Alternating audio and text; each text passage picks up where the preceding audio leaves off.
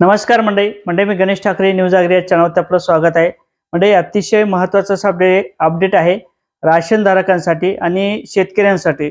जर आतापर्यंत आपल्याला माल मिळत नसेल, राशन मिळत नसेल, तर अशा सर्व शेतकऱ्यांसाठी आता प्रति व्यक्ती 170 रुपयाप्रमाणे पैसे मिळणार आहेत। याचा अर्ज कसा करायचा आहे, कागदपत्र काय लागणार आहे, कोणत्या व्यक्तीला हे पैसे मिळणार आहेत, घरातील किती व्यक्तींना हे पैसे मिळणार आहेत आणि त्याचबरोबर जे काही अर्जाची प्रक्रिया असेल ती कशा पद्धतीने असणार आहे, आपल्याकडे कोणतं राशन कार्ड असलं पाहिजे, म्हणजे तुमच्याकडे जर पांढरं राशन कार्ड असेल तर तुम्हाला पैसे मिळणार का, जर तुमच्याकडे पिवळं राशन कार्ड असेल तर त्याचे पैसे मिळणार का, आणि जर तुमच्याकडे केशरी राशन कार्ड असेल तर तुम्हाला पैसे मिळणार का, सविस्तर माहिती या व्हिडिओच्या माध्यमातून समजून घेणार आहोत। कोणत्या राशन धारकांसाठी हे माहिती असणार आहे याची माहिती आपण या व्हिडिओच्या माध्यमातून घेण्याचा प्रयत्न करणार आहोत।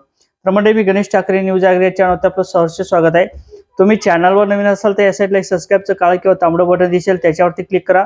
हा व्हिडिओ जर आवडला तर नक्की शेअर करायला विसरू नका आणि हा व्हिडिओ जरी मोठा झाला तरी हा व्हिडिओ शेवटपर्यंत बघायला सुद्धा विसरू नका, जेणेकरून आपल्याला सविस्तर अशी माहिती मिळेल। आणि आतापर्यंत आपल्याला 2 वर्षाचे पैसे मिळाले नसतील, 3 वर्षाचे पैसे मिळाले नसतील, तर एका टायमाला हे सगळे पैसे मिळवता येणार आहे, म्हणून हा व्हिडिओ शेवटपर्यंत बघायला विसरू नका। तर मंडळी, ज्या अर्थी राशन धारकांसाठी आतापर्यंत बऱ्याच काही योजना राबवण्यात आल्या होत्या, राशन दिलं जात होतं, अंत्योदयवाले असतील त्यांना सुद्धा राशन दिलं जात होतं, आनंदाचा शेतात सुद्धा एकनाथ शिंदे यांच्या माध्यमातून वाटप करण्यात आला होता। मग डाळ असेल, तूर डाळ असेल, साखरे असेल, तेल असेल, असे जे काही राशनच्या माध्यमातून दिल्या जाणाऱ्या वस्तू होत्या हे आतापर्यंत मिळत होत्या।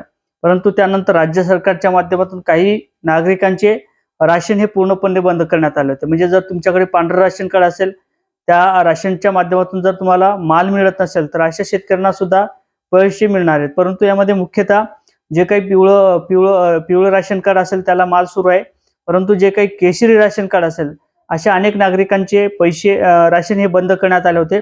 आणि त्याच पार्श्वभूमीवरती आता त्या नागरिकांना मालाऐवजी, म्हणजे जे काही राशन असेल त्या राशनाच्या ऐवजी आपल्याला प्रति व्यक्ती 170 रुपयाप्रमाणे पैसे वाटप केले जात आहे। अनेक जिल्ह्यात त्याचं वाटप सुद्धा झालेले आहे, कारण तर त्या ठिकाणचे राशन दुकानदार असतील, त्याचबरोबर जे काही पुरवठा विभाग असेल त्यांच्या माध्यमातून पाहणी करण्यात आली होती, कागदपत्र देण्यात आले होते। अशा नागरिकांच्या खात्यावरती प्रति व्यक्ती 160 रुपयाप्रमाणे याचा अनुदानाची रक्कम ही वाटप करण्यात आली होती। जे काही राशनचे पैसे होते ते वाटप करण्यात आले होते आणि याच्यात वाढ करण्यात आलेली आहे।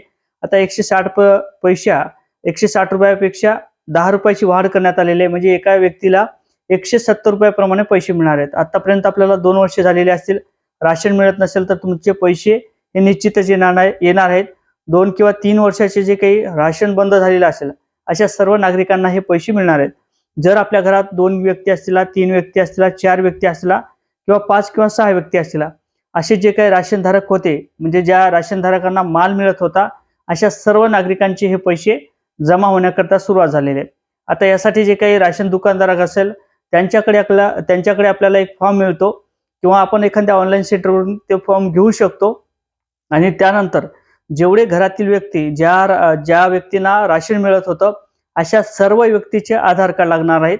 त्याचबरोबर जी काही कुटुंब प्रमुख महिला असेल, मग राशन धारक असेल किंवा राशन कुटुंबात जे काही प्रमुख नाव असेल, म्हणजे एखाद्या मालकाचं जरी नाव असेल तर त्या ठिकाणी महिलेचं बँकेचं पासबुक लागणार आहे।